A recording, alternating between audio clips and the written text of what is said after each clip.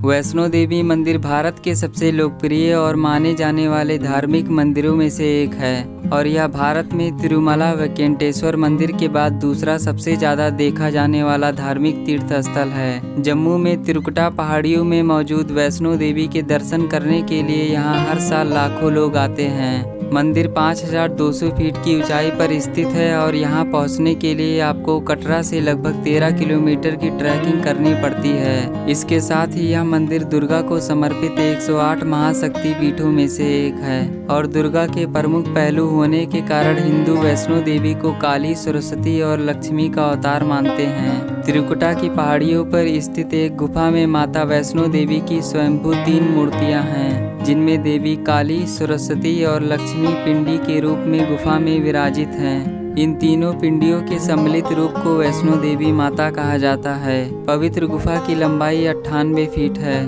और इस गुफा में एक बड़ा चबूतरा बना हुआ है, जहां देवी त्रिकुटा अपनी माताओं के साथ विराजमान रहती हैं और यह वही स्थान है जहां माता ने भैरवनाथ का वध किया था और उसका सिर 3 किलोमीटर दूर भैरव घाटी में जा गिरा और जिस स्थान पर सिर गिरा आज उस स्थान को भैरवनाथ मंदिर के नाम से जाना जाता है। धार्मिक मान्यता है कि मां वैष्णो देवी के दरबार में आने वाले श्रद्धालुओं की यात्रा तब तक पूरी नहीं मानी जाती जब तक भक्त भैरव घाटी जाकर मंदिर में भैरव बाबा के दर्शन न कर ले। वैष्णो देवी मंदिर में 3 अलग अलग प्रमुख गुफाएं हैं, जिनमें पुरानी गुफा साल के अधिकांश महीनों में बंद रहती है और वो इसलिए क्योंकि ये यूनिक गुफा बहुत पतली है और तीर्थ यात्रियों को इसे पार करने में काफी समय लगता है। और 2 गुफाएं आर्टिफिशियल हैं जो आपको मुख्य मंदिर में रखी 3 पिंडियों तक ले जाती हैं। मंदिर में सुबह शाम दुर्गा देवी की आरती की जाती है और आरती से पहले माता को पानी, दूध, घी और शहद से नहलाया जाता है।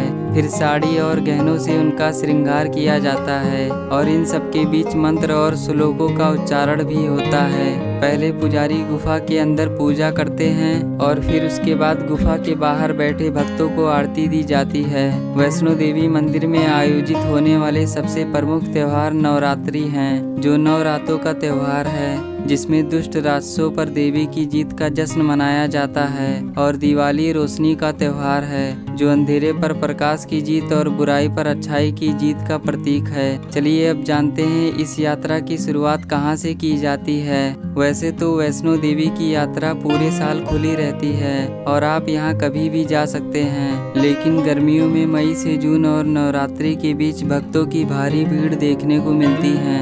यात्रा शुरू करने से पहले आपको रजिस्ट्रेशन करवाना होगा, क्योंकि रजिस्ट्रेशन स्लिप के आधार पर ही आपको मंदिर में दर्शन करने का मौका मिलता है। दुनिया भर से हिंदू धर्म को मानने वाले श्रद्धालुओं के मन में माता वैष्णो देवी मंदिर को लेकर अलग ही आस्था रहती है और माता वैष्णो देवी मंदिर तक की यात्रा को देश के सबसे पवित्र और कठिन तीर्थ यात्राओं में से एक माना जाता है। मंदिर तक पहुंचने के लिए आपको बेस कैंप कटरा से करीब 13 किलोमीटर की पैदल चढ़ाई करनी पड़ती है। इसके अलावा आप चाहें तो घोड़ा, पालकी और हेलीकॉप्टर सर्विस की मदद से मंदिर तक पहुंच सकते हैं। अगर आप पैदल यात्रा करते हैं तो इस दौरान रास्ते में आपको और भी कई दिव्य स्थल देखने को मिलेंगे, जिनमें बाण गंगा, अर्धकुंवारी साजी छत भी शामिल है और अर्धकुंवारी गुफा का भी उतना ही महत्व है जितना ही माँ के मंदिर का। और इसी गुफा में माँ ने कन्या के रूप में 9 महीनों तक तपस्या की थी और आज वैष्णो देवी और अर्धकुंवारी मंदिर देश और दुनिया में पवित्र स्थल के रूप में प्रसिद्ध है।